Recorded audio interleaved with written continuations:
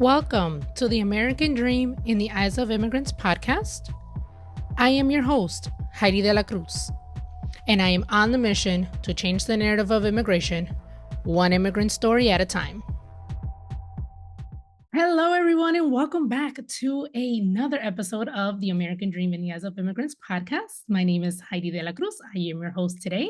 And today I have a very special guest. I have Marta. She is from Brazil, and she's going to be talking to us about her journey coming to the United States. Welcome, Marta. How are you today? I am great. Thank you so much for having me.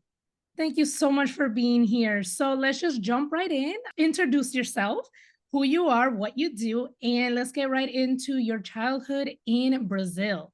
Okay. Well, so I am Marta Spirk. I was born and raised in Brazil. I moved to the US when I was 23, so it was pretty much my entire life and some of my adult life living in Brazil. And now I've had so many different professions and different things that I have done. I have a background in languages. I freelance as a court interpreter here in Colorado and other states where I live.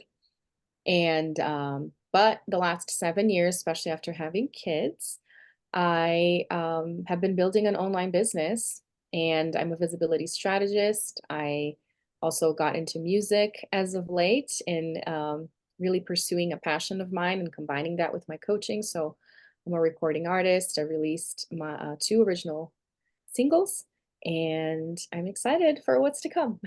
Very beautiful singles, by the way. And also, you're an author. I am. That's right. So in this journey, I published my first book. I got to publish the second book that was a collaboration book that I organized with 21 of my clients that wrote a chapter, and I've been a part of other collaboration books as well. Yes, so I read your first book, which I absolutely loved, and we'll talk a little bit about that later on. And I'm currently reading your second book. Though the stories that I've read so far have been really incredible. And I love the fact that you just recently sang the national anthems at the Nuggets game. And so I showed the video to my husband. I was like, look, this is gonna be one of my podcast guests. Isn't this cool? And he was like, oh yeah, that is cool. How So fun. it's just been an amazing journey getting to meet so many different people in so many different walks of life and doing so many incredible things. And I've loved, following you and watching your journey, the little bit that I've been following you, but it's been really, really cool. So since I read your book, I know that growing up in Brazil, you had this thing for learning English. Tell us a little bit about that. Yeah, so from a young age, I was just fascinated by music. That was where it all started, really. I am very fortunate that my parents exposed me to a lot of foreign music. We used to listen to, Brazilian music as well, and music in Portuguese, but my parents really liked music from the 60s and the 70s. I grew up listening to a lot of Beatles, Frank Sinatra, Yeah. Nat King Cole, like the classics. And that's what I was listening to all of the time. And they used to listen to like an 80s radio station. So I remember going to school, that's what I would listen to. And even when I got married, my husband would be like, how do you know this music? Like didn't even grow up here, and Yeah. it's old. Yeah. And it's because my parents loved it and they listened to it so much. And I remember singing songs, not knowing what I was singing and Mm. not even singing it correctly, but it was just, everywhere. And I really loved it. And then once I started school, you have English as part of the curriculum because, for educational purposes and getting a job, that's very encouraged. But admittedly, the English that they teach in school is not enough for you to actually learn how to speak. And it's very common, especially, middle class, to do private English classes Mm. outside of school. So that's the extracurricular for pretty much every Brazilian is you take English classes, at least for some part of your life, Wow. outside of school. Yeah. And then there are other, sometimes they take Spanish or other languages and stuff, but English is like, it is a must. And that's when I really understood that that was something that I wanted. Because I remember when I first started doing it, it was at this lady's house. Actually, we didn't go to an actual school because there are so many, like every corner. There's a different language school, but it was at this lady's house. And what I loved is that she would travel to America frequently, and she would bring gum and things that we didn't have in Brazil. So that Yeah. was kind of like our treat or our reward for doing homework and stuff. She would give us the stuff that we didn't grow up with. So it was fascinating to me. And I remember from the first classes that I had, she was like, "You are brilliant. There's something special about you." So she was a huge encourager in this whole process. And what's cool is that recently I got to reconnect with her because of the internet. So it was a lot of fun to be able to tell her, I was like, listen, everything that I'm doing now has a lot to do with your encouragement from back in the day and recognizing that I had a gift for English, for the Yeah. language. So that's how it all got started. And then beginning of high school or even a little bit before, my friends recognized that I was really good at it, that I spoke well, that I, didn't have any difficulties. So I would help them study for tests. And something else is that in Brazil, because of this need or this encouragement for you to learn English, many of the language schools encourage you to take Cambridge tests. So the standardized tests, which is called the FCE, and there are some other ones that I don't remember now. But it's kind of like it proves that your level of proficiency, and you can add that to your resume afterwards to say it's not that I did some classes in some random school. I took a Cambridge standardized test, and this was my results. This was my grade. And it's hard because you have to study extra. It's not just a school test. And so I would help people study for that test as well. And I got to do it and I passed it too. And that's when I realized there was something there. Like I was good at teaching it too. It wasn't just Yeah. something for me. So I started teaching English when I was 14, and I kept on teaching pretty much, until I had kids. I was still teaching lessons online. And then that's when I realized I don't want to do this anymore. I want to do something else. Yeah. And the online business came about. Yeah, so I love how other countries really emphasize learning multiple languages. I really Mhm. wish they would do that here in the United States. I know that they have like some bilingual schools in certain states Yeah. and things like that, but they're usually private schools. But I really wish that that the different languages would be emphasized more because I hear that a lot. Doing this podcast, it's like a lot of people learn English back home. I Yeah. mean, yeah, they have to like probably like relearn English or like practice a little bit more once they get here. But Oh it's yeah. like you still are learning English, a different language than Yes. your native language in your home country. So I love that. I wish we would do that here more. So what events led you to come to the United States?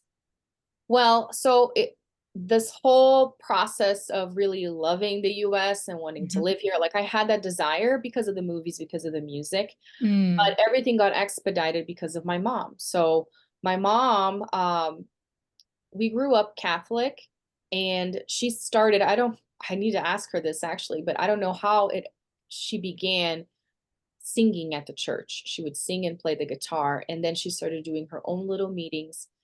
And in that process, she connected with an American pastor that would visit Brazil and do conferences. And in mm, that process, she converted to become Protestant. And then she began doing her own meetings at people's houses. And it evolved to the point where she started her own church, and she got a building, and she had her own congregation. And this pastor that used to come and visit with a different church started coming to her church. So she was the official person to welcome this pastor. And in this entire process, in the beginning, she had somebody that would interpret because obviously the pastors, didn't speak Portuguese. yeah. But when I was 18, I was decided to be the official interpreter. So for about 10 years, I would interpret for 2 to 3 conferences that lasted about a week every year. So I was the one, standing on stage with the pastor and other ministers that would come with him and interpret for them. And in this entire time, my mom started coming to conferences at this pastor's church in America, in Tulsa, Oklahoma. Mm, So our connection with the United States grew a lot because we were coming here twice, and some years 3 times a year, to attend these week-long conferences. And so to me, it's almost like I was such a step closer to living here because we yeah. were coming here. Obviously, it was not the same. And we'll talk about the Mhm. culture shock Yeah, yes. in a little bit. But that's when it was like, man, if I met a man in this church, a boy, I could get married and live here. So that became a real possibility in my mind. It wasn't just a dream Mhm. of, oh, one day I'll live in America. Like now this was true. Because I had friends that got scholarships by playing sports to do their Yeah. bachelor's degree. But I knew this would never be my case because my mom would never allow me to Mm. come live in the United States by myself. So the only way that this would happen is if I got married. So that's what I did. Oh, you met someone in the church? I did. So yeah, Yeah. I met my husband about 4 years. I had been attending the conferences. There were some boys here and there, because as Mhm. teenagers, you start talking, you start, Yeah. some of them actually took it a step further to like call me because the world was so different back in the day. Mhm. Even if you had instant messaging, I remember AOL days, Yes. all of those things. It wasn't as easy as it is today. Mhm. So you had to buy like prepaid cards to actually make a international call. Like it was a big deal for a guy to do that. It meant that he Mhm. was interested. So I had a few of those, but my now husband took it actually a step further in the process. He bought me a phone that we could talk to each other, like Oh. the whole thing. He would buy Oh. Skype credits for me, so he went the extra mile. Oh, that's so sweet. Yeah. So yeah, so we met. It was June of 2005, which is crazy to think about how long ago that was. And I remember the first time I saw him because I'd known his dad. His dad attended the church for several years, and I had seen him around. And I Yeah. remember thinking, "Wow, that guy is so good looking." Because Oh. he was very flashy and he was loud, and you could notice Yeah. you couldn't not notice that man. And then one day I looked and I saw my husband with him, and I thought, huh, it must be his son. And he was just as good looking. And it was funny because the church had like a mural thing with pictures from people from different countries that would come and visit. And they had a picture of me, my mom, and my sister on there. And then Oh, later, my husband said, I saw the picture and I thought you girls looked really pretty. And originally, he was drawn to my sister because he just thought it. I was too young. He was like, she must be like Oh, 15. yeah. But my sister's actually older than him, and I'm just 1 year younger. Anyways, so we started talking, and because we didn't have, a car, we didn't rent a car or anything. We were kind of at people's mercies to take us places. Yeah. He would take us to the mall. He would take us, to go out to eat, and he soon became a family friend. My mom asked, "Would you like to come visit Brazil? I'll use my frequent flyer miles." And he went to Brazil and spent his 21st birthday with us. Oh. So it was like the beginning of dating. We weren't officially, but in our minds we were. Mhm, And mhm. then he spent Christmas with us that same year. It was a process of because we didn't see each other a whole lot. We just, it was long distance. We talked Mhm. on the phone and virtually all the time. And then 5 years later is when we were like, we're either going to be Yeah. together or we're not. And then we decided to get married. So that's the story. Oh, that's such a beautiful story. Look how everything just works out. I love that. And so you mentioned about that you had seen like movies and things about the United States before coming. So you were kind of, you were familiarized. Yeah. But I want to know, did you have like certain expectations of the United States before coming? And then if so, how was it different than the reality? Like once you moved and settled in and everything? Hmm. I think I was pretty open to anything because I was so excited to finally like Mhm. break free and do something different because, growing up in a pretty strict home, especially Mm. with my mom, it was like I'm excited to live with somebody else and not have to have a time to wake up or whatever. I was excited about the freedom. I think the hardest thing for me um, was getting used to the routine of doing things myself at the house. I was looking forward to it, but it wasn't easy because my husband already had prior experience. He moved out when he was 16. And here Oh, I was at 23. Yeah, here I was at yeah. 23. I didn't know how to do my own laundry. I barely knew how to cook. Mhm. I kind of knew how to clean, but then I had to create a whole process and routine because the whole house was my responsibility. Plus, we got a dog because that was the solution of we're at work, you're going to be alone all day. Let's Oh, get a dog, yeah. which is some extra work as well. Mhm. So it was tough. Also because he, I think, had more expectations regarding my cooking than I was expecting or than Oh, I knew. mhm. And because that's the other thing, obviously there's I don't want to overgeneralize, but in general terms, Brazil is a culture that has help. So you usually have Hmm. people that, Yes. regardless of, your social status or economic status, people have somebody else come in to clean the house. And that's like the bare minimum. And then you have people who do your laundry, and then you may have people that cook for you. If you have a big home, somebody that takes care of your garden, your swimming pool, things like that. So it is very, very common. People don't do things themselves. And that is so different here in the United States. You Yeah. would watch a YouTube video, buy a course before you would go and pay someone, depending on what it is, obviously. But you know what I'm Yeah. saying? Like, Yes. this Yes. is not the mentality in Brazil at all. And in my mind, I was like, I'm excited to get to do things myself. But Mm. then when I got here and it's like I'm not doing laundry correctly, I'm mixing things, and I'm like, it's okay if we mix. And then he's getting mad, like, no, it's not okay. Yeah. If you're washing, the kitchen cloths with my laundry, like, I don't want that. You have to take the extra time and do things correctly. Plus, his personality is more anal on that sense. So Mm. I think the struggle wasn't so much the culture shock, but it was the struggle of living with a man. Honestly, like, Mm. jumping from, I've only had an older sister, I have had Yeah. everything done for me, and all of a sudden I'm living with somebody else, and not only that, it is a man. Like, it was so different than anything I had ever experienced before. And then being around his friends, all guy friends, like, that was a shock for me. It wasn't even America shock. It was just the lifestyle. Obviously, there was that too, but you know what I'm Mhm. saying? Like, I think Yeah. that was the hardest. Like, what am I gonna cook? I don't really know how to cook a whole lot of stuff. We don't have the same ingredients here Yeah. in Brazil, so it's not gonna taste the same.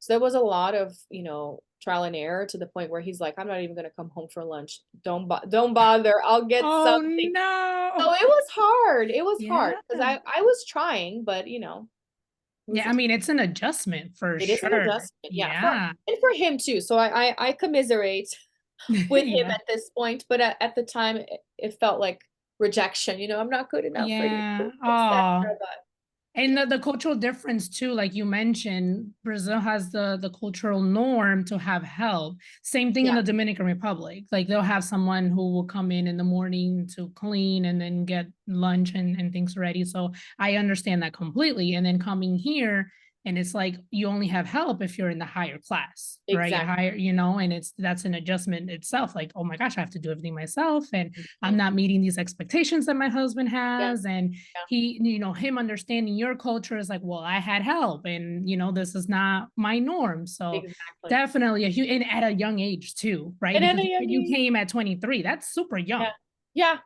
Yeah. So let's get into the cultural shock then. So Okay. what was your first cultural shock? The biggest thing that I remember to this day, so whenever somebody asks anything closely, remotely close to that, is what I think of is friendships, and just kind of the standards for politeness, I think, or Mm, saving face in some ways. okay.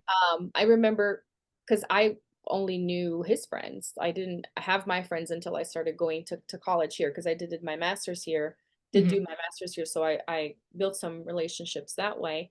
But whenever we would go somewhere, it would be to his friend's house, and some of them were single or had girlfriends, and just a couple of them at the time were actually married. And I remember going to one of their houses and just sitting in the living room. Him and his friend went off to the garage or to do something, and I was just sitting there with the girl, and she's like, "All right, I'm off to bed." And she left me there. And Oh. that was so strange. I don't think that this is an American thing, but this was the extrapolated version of, this is something that we would never do in Brazil in any capacity. Like, you would Mhm. stay, and you would make conversation. You would try to make that, the person feel comfortable. And I know that this could be different in some states. I hear, southern states are super friendly, Mhm. but here I am living in Colorado. I didn't really know the person at all. I didn't know any of them. Mhm. But I remember that being a hint of, wow, they perceive social interactions a little bit differently than Mhm. Brazil does. Even if in Brazil you didn't care for the person or whatever it was, you would pretend, just to create just so the situation is not uncomfortable. Yeah. And then whenever it's done, but you would kind of be uncomfortable yourself to make somebody else feel comfortable type thing. Hmm. And here in America, what I have realized now, which I do appreciate, is you do what works for you. And if somebody's offended, that's their problem. So that's when I realized, wow, there's these two Hmm. sides of it. Like I can literally go to Walmart in my PJs and no one will care. If I do this in Brazil, you will Mm-mm. get dirty looks, you know? But that's the perk of I don't care, you know, if my hair looks crazy and I'm not wearing any makeup, like no one's going to say anything. And if they do, it is what it is. So that was the one time when I was like, wow, this is different. Yeah, yeah, it is. And it's a Latino culture because I know exactly what you mean. That would I remember, man, I remember we were in DR and we went to go visit my dad's godmother. And I think I had a headache or I wasn't feeling good. And I was like, Dad, can I please stay in the car? And that was like a big thing for him. And I was like, he's like, I don't know. I mean, you gotta at least come in and say hi. And I was like, I really don't feel good. Mhm. And so I didn't. He let me stay in the car. And oh man, he heard it from his godmom. Oh How gosh. did she not get out of the car to come say hi? Like, just went off on him. And Mhm. it was like you said, like, you know, like we do in the United States, we do what's best for us. Exactly. But for Latinos, no, like Oh, you make yourself uncomfortable to make the other person comfortable. And I remember like thinking like this is not a big deal. Like I just wasn't feeling good. But it was a big like she felt disrespected that I didn't Mhm. get out of the car to go say hi. And yeah, it was a whole thing. So I know exactly Yeah. what you mean. It's just that Okay. difference of culture, the standards, and just what we're used to. So it's Yeah. like you coming here, it's like, oh, it's completely different here. But like you said, it does depend on the state. You Right. know, she probably wasn't feeling good that day Yeah. either and was like, oh, I need a nap. I think you're fine by yourself, or Yeah. whatever the case may be. But that is a really interesting point that you bring up. Mhm. I do want to get into your first experience going back to Brazil after you moved, because I know you had visited the United States a few times. So, Yeah. like, once you moved, you're settled, you're here, and then the first time you went back after moving, how was that experience? So my experience is a little bit different from I think the majority of people because depending on what visa they come in, they can't leave until several Oh, years or if they're waiting yeah. on a green card. Hmm. Because I was still with the commitment of interpreting for the church conferences, I actually flew back to Brazil like 3 months after. Oh, So I was wow. still going to Brazil quite often. So that helped because it's not like, you know, goodbye, mom, I'm never going to see you again for years, which is what usually happened. I got to see her right afterwards. And I think it was it was weird in some ways because I was still so fresh with everything that I just shared with you that it was Hmm. hard. Like, Yeah. hey, you know, I love him, all of that, but it's still hard to adjust because we have Hmm. never been close to each other for this long. It was always like a week and it was a vacation. It was a vacation Yeah. relationship, you know? And then the hard stuff you don't get to experience until you're living in the same town. And typically you're living in two different houses Yeah. and dating, you know, and that was not my reality. So it was a lot of mixed emotions because it was almost like, hey, if this is really hard, I could literally just stay and not come back. Not that I would, because I would never admit failure. That was something else that crossed my mind a lot is I went this far and I'm not going to give up, you know, a few months in. But the Mhm. thought did cross my mind of being like, it would just be so easy to just come back and have everything go back to the way it was, people doing stuff for me, you know? Yes. And I think he was worried too that that would happen because it wasn't, you know, the easiest first 3 months or even the easiest first year, I'll tell you that much. Yeah. Um, and I think that was the main thing. But I enjoyed my routine and what I had started in America. It was more so, you know, the thought of I could just give up. I could just stay here since it was such a short time after I had already moved. Oh, I think yeah. maybe my parents had even considered maybe she'll just stick around and, you know, say screw it. Yes, I bet. No, Yeah. and I find that's completely normal. I mean, you're adjusting, you're going through this change, and it's just like, oh, like here's the possibility. I could just stay, you know. Yeah. I'm sure that's a normal thought. I'm pretty Mhm. sure. And so let's talk about your online business. And also your book. So when did you decide? I know you had stated you taught English for a little bit and then Yeah. you realized, I'm good at teaching. So when did the thought come about starting an online business? Yeah, so it started really early on. Um, so I had triplets. That's a big part of the story as well. Yeah. In 2016, I gave birth to triplets in January, and we were living in Brazil at the time. So, well, what's interesting about my relationship with my husband is that he got to see where I come from, and I think that helped our relationship a lot. Is he got to have his own experience at culture shock, and his shock was a lot greater than mine. Let me just, Mm, put it that way, because he didn't know the language. So when I came here, I knew English enough. Obviously, when I went and did my master's, it was more of a rude awakening because it was a lot of stuff that I needed to read and converse with people in a different, register than what I was used to informally. So yeah. that was an adjustment, but I enjoyed the challenge because I've always loved studying.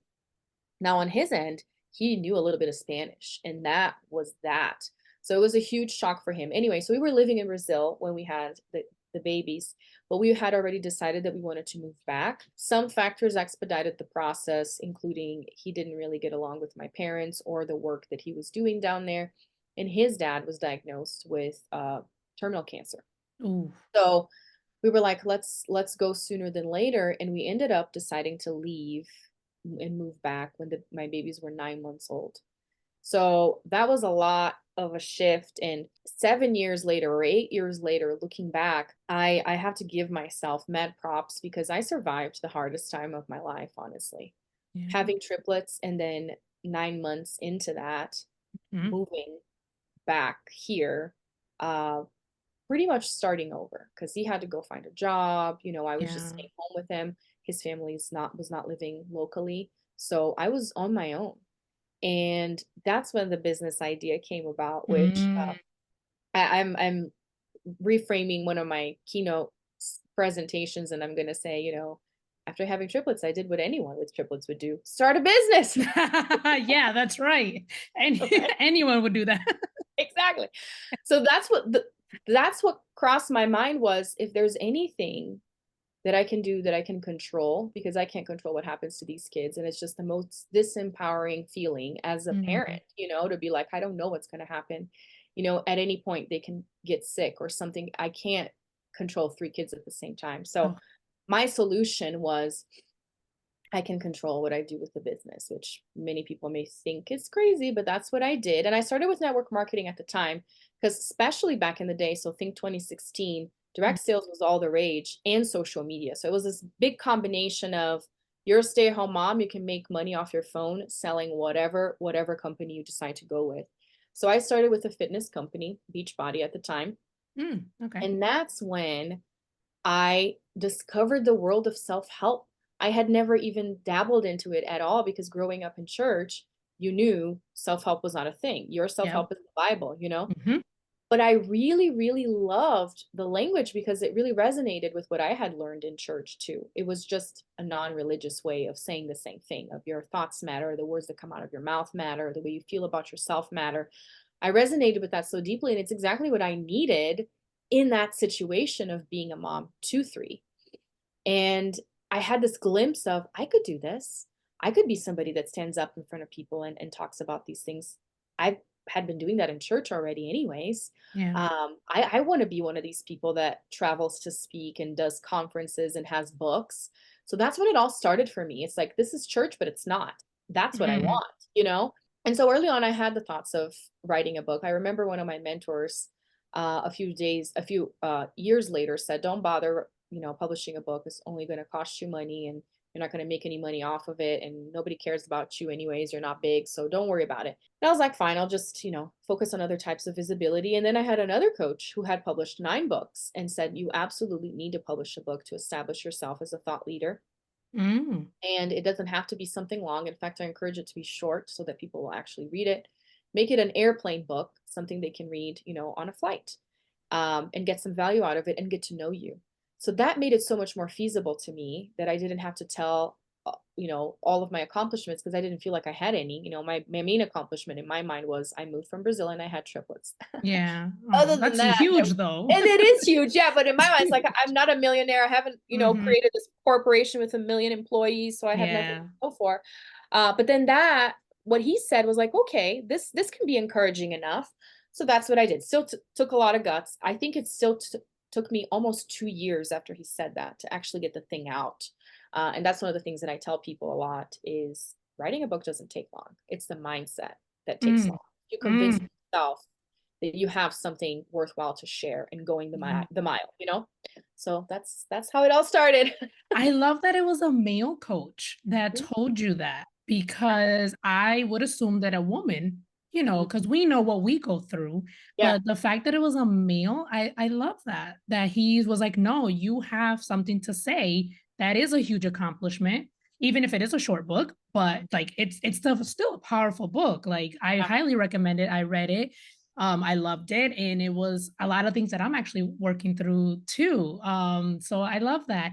And I wanted to ask, how long did you and your husband lived in Brazil before you guys moved back with the triplets? We lived there for 3 years. 3 years. Okay, Yeah. perfect. And so, how was your writing process? I know it's a short book, but it's very powerful and has very good information. So, how was that writing process for you?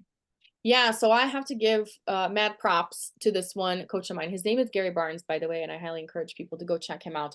He became like a father figure to me, and that's exactly what Mhm. I needed at that time. I remember our first call, that was just a connection call. And I was running around the house, running away from my kids because they kept going in each room that I was in, trying to have a conversation with Oh, me and on Zoom, on my phone. That was my yes. reality. But he got to see, what my life was like. And he said, Yeah. "You were so strong." And when he said that, I was like, wow. I You guess felt I am. seen. Yeah, I felt so seen. Hmm. So then that's when Hmm. I decided to actually work with him, and I worked with him as my private coach for 2 years. And he told me, in writing his 9 books, he's like, "I'm not a good writer. I, can't really sit and write. I spoke my books." And that helped me a lot too, because I had already had a podcast for a couple years and I love speaking anyways. And the Yeah. thought of sitting and writing, how people say, write 2,000 words a day. I could not do that because I need interaction with someone, to get things going. So I was like, okay, I know what I'm going to do. I'm just going to record this. And then he talked to me about the option of having a ghostwriter. So that's the Mhm. route that I went and that I recommend people, especially if they're overthinking and staying and feeling stuck, is find ways to help yourself, right? If it's Mm. not going, if it's not happening, then find ways to help yourself. And that's what I did. So I spoke. I already had the steps of my book because that was the framework that I created for my coaching. So I already had material and things that I had written. So I just elaborated on those things speaking. Mhm. I read some of the stuff, but I also elaborated like I'm telling my story. I started from scratch, like as basic as possible. And then I had a ghostwriter go through it all and make sense out of it and write a text. And obviously with editing, everything was spruced up, but that's how I got it done. Uh, because if I had to just write it, it would have taken a lot longer for sure. Yeah, I love that. I love that you did what worked for you. And Mm. that is an option that there is out there. There are ghostwriters that write books. A lot of, celebrity, they hire Yeah. ghostwriters, believe it or not. Mhm. And same thing, they'll record what they want, the book or anything, and then the writer will go in and write it for you. So if you are thinking of writing a book and you're like, oh, I'm not a good writer, I can't sit down and write, there's different options for you to get that book done and out there. So I love that you said that. Help yourself, like, Mhm. if you want to get it done and see what works for you. So thank you so much for that. And last question that I love asking all my guests because the answer is just very different is, what does the American dream mean to you? Mm. Well, the American dream is really, I always think of Frank Sinatra's song "New York, New York." Oh, yes. If I can make it there, I can make it anywhere. And this is Yeah. what I have done with my life. I not only have made it here, but I have made so many of my dreams come true that I know for a fact, had I stayed in Brazil, I would have not Mm, made it. And this whole journey of starting an online business, which I know people can do this wherever they are in the world right now, I would not have been able to take it this far had I stayed down there. It mm, took me coming here and interacting with people like this one coach to show me the path, to show me that there's nothing you can't do if you just take the steps. You have to decide, right? So what is it? You want to write a book? Okay, so go talk to people that have done it before. Learn the Yes. steps. Understand that it's not going to be overnight, but if you start taking the steps every single day, you are going to get there. And I have been taking this own advice with every single thing in my life now of what is it that I want next? Okay, I decided this is what I want. Now I need to surround myself with people that have done it, that know the steps and learn from them, whether it be just free finding resources or eventually hiring somebody and understanding that it's really only a matter of time. That's what the American dream means to me is you can do anything if you put in the work and if you're patient because it's going to take some time.